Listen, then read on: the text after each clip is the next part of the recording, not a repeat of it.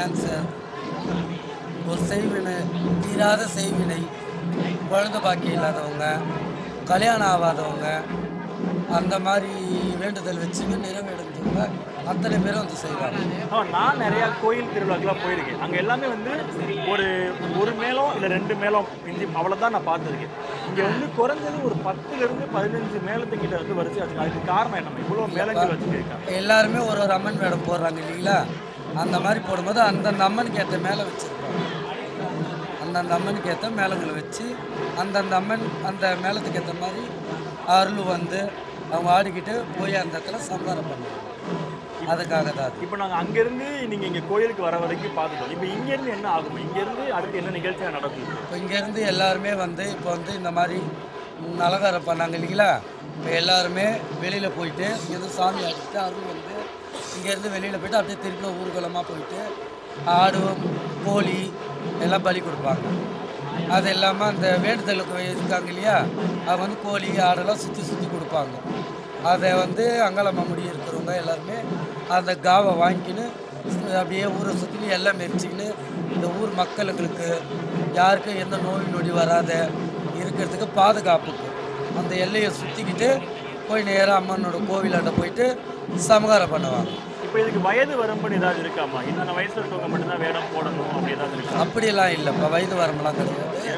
இப்போ எங்களுதுல வந்து வாழடியாக வரும். இப்போ அம்மா அவங்க எங்களுக்கு அவங்க அம்மா போட்டாங்க, அவங்க அம்மா போட்டாங்க. ஓ அப்படியா? அந்த மாதிரி வார்த்தை தான் எங்கள் வம்சம். இப்போ எங்கள் அம்மா அவங்க பொண்ணு நான் அந்த மாதிரி இப்போது அம்மா இருக்கிறாங்க, அம்மாக்கு அடுத்து நாங்கள் போடுறோம். எங்களுக்கு அடுத்தது எங்கள் பொண்ணுக்கு அடுத்தது அவங்க பொண்ணுங்க. அந்த மாதிரி தான் அது வழிமுறையாக தான் வரும்.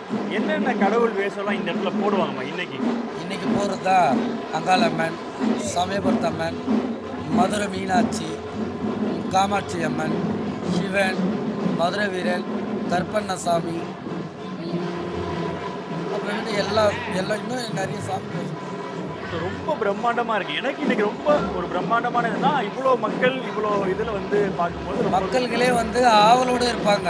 அம்மாவோட கோவில் திருவிழாவா எப்போ வரோம்மா, எப்போ நடக்கும் இட்டு ஆவலோடு இருப்பாங்க. ஏன்னா நாங்கள் வழியே நடந்து வரும்போது பார்க்குறோம், அவ்வளோ மக்கள் வெளியே இருந்து பார்த்துட்டு இருக்காங்க. ஸோ உங்களுக்கு எப்படி இருக்குது? நீங்கள் ஒரு வருஷம் ஃபுல்லாக நீங்கள் வந்து காத்துட்டு இருக்க ஒரே நாள் இந்த ஒரு நாளைக்காக தான். ஆமாம். அது எவ்வளோ சந்தோஷமாக இருக்குது உங்களுக்கு? எல்லாருமே ஹாப்பியாக இருக்கும். எங்களோடு இருக்குது மக்களுக்கு பக்தர்களுக்கு ரொம்ப ஹாப்பியாக இருக்கும். ஓகே, இது என்ன வேடம்மா? இது பாரதி நகர் அம்மா மசாலா கொலை 19 ஆண்டு திருவிழா. அதனால் நாங்கள் வேஷம் கட்ட வந்துட்டோம். எத்தனை வருஷமாக நீங்கள் பண்ணுறீங்க? இதுதான் ஃபஸ்ட்டு வருஷம். நேர்த்திக்கடன் வச்சு பண்ணுறீங்களா? நேர்த்திக்கடன் வச்சு பண்ணுறீங்களா? ஆமாம். அதாவது அமாவாசை கழிஞ்ச ஒன்றையும் 3ஆம் மாதம் 16, 17, 18 அப்படி வைப்பாங்க அம்மா.